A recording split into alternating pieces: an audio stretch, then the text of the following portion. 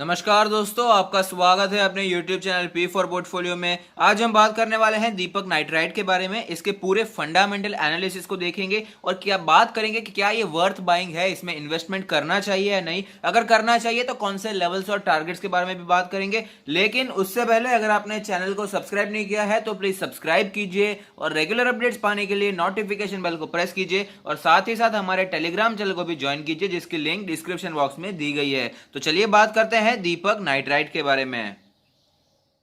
तो आप देख सकते हैं कि दीपक नाइट्राइट एक स्मॉल कैप कंपनी है जिसका मार्केट कैप 6,700 करोड़ के आसपास का है। अगर आपको पता नहीं है कंपनी क्या काम करती है तो मैं आपको बता दूं, केमिकल में काम करने वाली एक कंपनी है। थोड़ा सा कंपनी के प्रोफाइल के बारे में भी जान लेते हैं। तो आप देख सकते हैं Deepak nitrite limited is a chemical manufacturing company.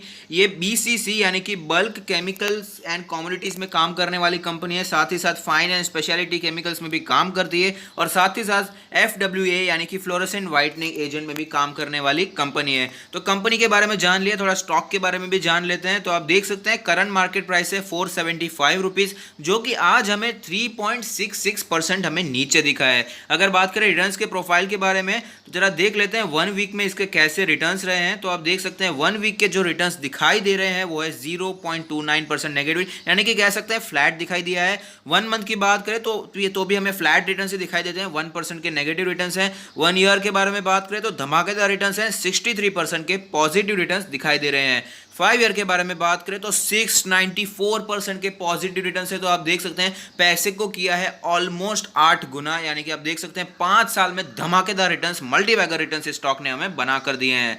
अगर बात करें इसके की मैट्रिक्स के बारे में तो पी रेशियो जो निकल कर आता है वो है 11 सेक्टर का पी, जबकि 17.49 है। तो आप देख सकते हैं यहां पर हमें अंडर वैल्यूएशन दिखाई देता है सेक्टर के मुकाबले। लेकिन अगर प्राइस टू बुक रेशियो की बात करें तो आप देख सकते हैं प्राइस टू बुक रेशियो है 6.27, जबकि सेक्टर का प्राइस टू बुक है 1.74। तो यहां पर हमें ओवर वैल्यूएशन दिखाई देता है प्राइस टू बुक रेशियो के मुकाबले।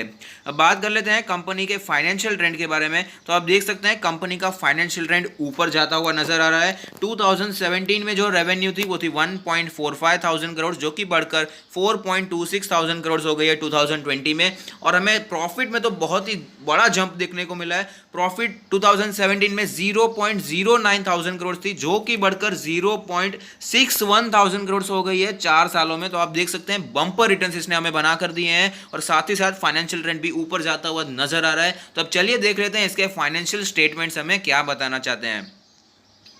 तो जो इंडस्ट्री की रेवेन्यू ग्रोथ है वो है 8.63%, जबकि जो दीपक नाइट्राइट की है वो 26.26%, यानी कि अच्छी बात है, इंडस्ट्री के रेवेन्यू ग्रोथ से आगे ही चल रहा है। मार्केट शेयर पिछले 5 सालों में बढ़ा है 2.93% से 9.86% हो गया है, अच्छी बात है। इंडस्ट्री की नेट इनकम 34.8 है, जबकि दीपक नाइट्राइट की है 63.12%, ये भी यहाँ पर पॉजिटिव बात दिखाई देती है। तो ग्रोथ व्यू पे अलग अलग फाइनेंशियल ईयर्स को कंपेयर कर लेते हैं। तो आप देख सकते हैं अलग अलग फाइनेंशियल ईयर्स को हमें कंपेयर करने पर पता चलता है पिछले 4 या 5 फाइनेंशियल ईयर से अच्छी स्थिति हमें दिखाई दे रही है। हालांकि फाइनेंशियल ईयर 17-18 में थोड़ी सी खराब स्थिति यहाँ पर दिखाई दी थी, लेकिन रेवेन्यू ऊपर गई थी और बाद में देख सकते हैं यहां पर हमें स्थिति सुधरती हुई नजर आ रही है फाइनेंशियल ईयर 19 और फाइनेंशियल ईयर 20 में भी।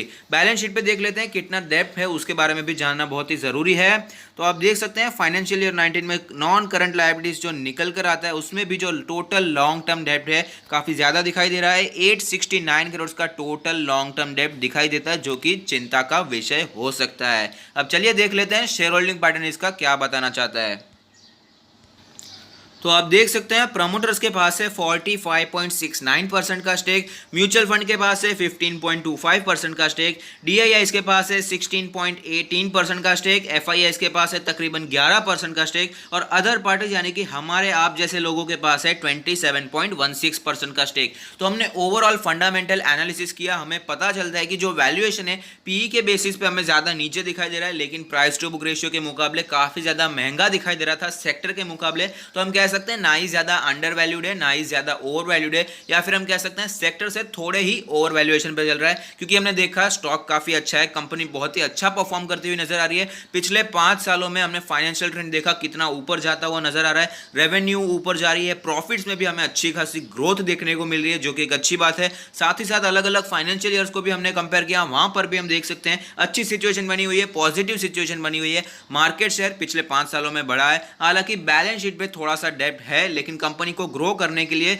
डेप्ट तो होना ही चाहिए, थोड़े पैसे की ज़रूरत होती है, लेकिन हमें संभल कर रहना चाहिए। ऐसी कंपनी में इन्वेस्ट करने से पहले हमें सोचना विचारना चाहिए कि ये कंपनी इस पैसे को कैसे मैनेज करती है, इसलिए अच्छे प्राइस पर ऐसे स्टॉक्स को लेना बहुत ही ज़रूरी हो जाता है। तो हमने देखा ओवरऑल कंपनी अच्छी है, कंपनी ग्रो कर रही है, तो कौन से प्राइस पर हमें इसमें पोजीशन बनानी चाहिए उसके बारे में चार्ट्स पर बात कर लेते हैं।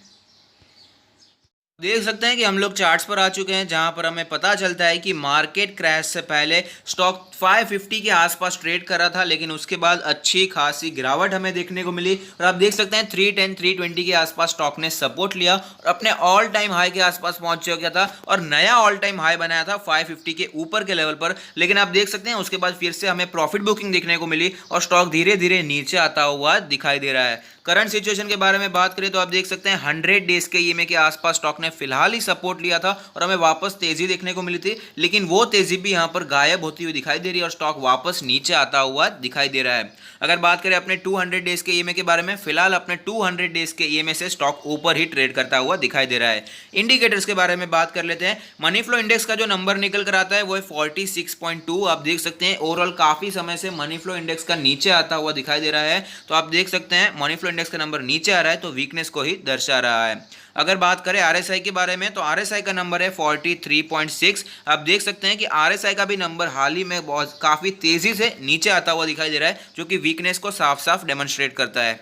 एमएसडी के बारे में भी बात कर लेते हैं तो आप देख सकते हैं यहाँ पर पूरी संभावनाएं दिखाई दे रही है कि यहाँ पर हमें एक बियरिश क्रॉसओवर देखने को मिल सकता है और वापस गिरावट कंटिन्यू रह सकती है, क्योंकि काफ़ी समय पहले बियरिश क्रॉसओवर देखने को मिल चुका था और काफ़ी ज़्यादा गिरावट इसमें देखने को मिली थी, लेकिन बीच में हमें ऐसा बुलिश क्रॉसओवर देखने को मिला, लेकिन वो ज़्यादा देर तक टिका नहीं और यहाँ पर फिर से ऐसी सिचुएशन बन गई है कि बियरिश क्रॉसओवर हो सकता है और गिरावट कंटिन्यू रह सकती है। अब बात कर लेते हैं इसके बॉलिंजर बैंड के बारे में। तो बॉलिंजर बैंड के लोअर बैंड के आसपास स्टॉक ने फिलहाल ही सपोर्ट लिया था और उसके बाद तेजी दिखाई थी। आप देख सकते हैं एक ही दिन में अच्छी तेजी दिखा दी थी और अपने अपर बैंड के आसपास स्टॉक पहुंच चुका था, जो कि 510 का लेवल था, लेकिन उसके बाद फिर से गिरावट देखने को मिली है और आज जिसने मीडियन का लेवल तोड़ दिया है। मीडियन जो कैलकुलेट होकर आता है वो है 486 का लेवल, लोअर बैंड जो है वो है 463 का लेवल।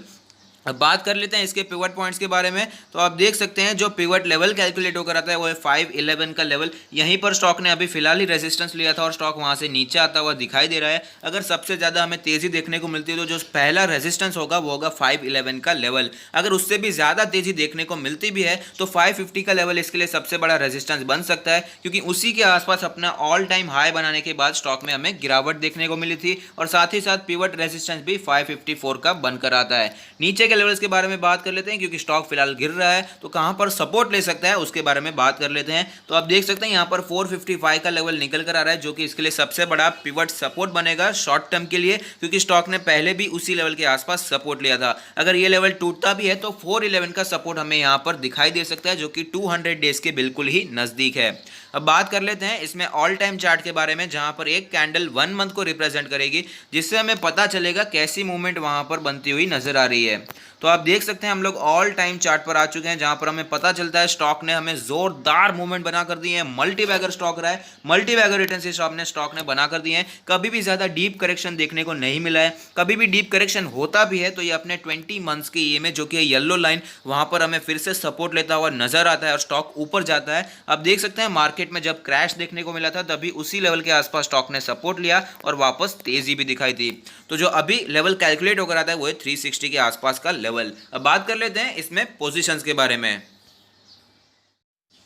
अगर आपने बहुत ही ज़्यादा ऊपर पोजीशन बना रखी है, आप अभी लॉस में चल रहे हैं, तो मेरा मानना है यहाँ पर आपको लॉस बुक करने की ज़रूरत नहीं है। कंपनी अच्छी है, भले आपने ऊपर के प्राइस पर लिया है, लेकिन कंपनी ग्रो कर रही है तो लॉन्ग टर्म में आपको अच्छे पैसे बनाकर दे सकती है और आप नीचे के प्राइस पर इसमें क्वांटिटी ऐड भी कर सकते हैं। अगर आपने नीचे पोजीशन बना रखी है, आप अभी प्रॉफिट में चल रहे हैं, अगर आपने लॉन्ग टर्म के लिए लिया है तो इसे कंटिन्यू होल्डिंग कीजिए। लेकिन आपने शॉर्ट टर्म के लिए लिया था तो मेरा मानना है काफ़ी समय ऑलरेडी निकल चुका है प्रॉफिट बुकिंग के लिए, लेकिन फिर भी आप प्रॉफिट बुकिंग करना चाहते हैं तो प्रॉफिट बुकिंग कर सकते हैं।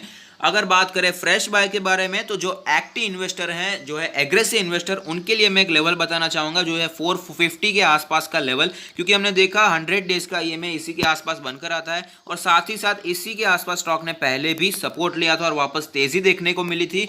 और हमने देखा कि जो पिवट पॉइंट्स पर दूसरा सपोर्ट बनकर आता था वो भी इसी के लेवल के आसपास था। तो अगर आपको 445, 450, 460 के आसपास स्टॉक मिलता है तो एग्रेसिव इन्वेस्टर यहां पर बाइंग कर सकते हैं।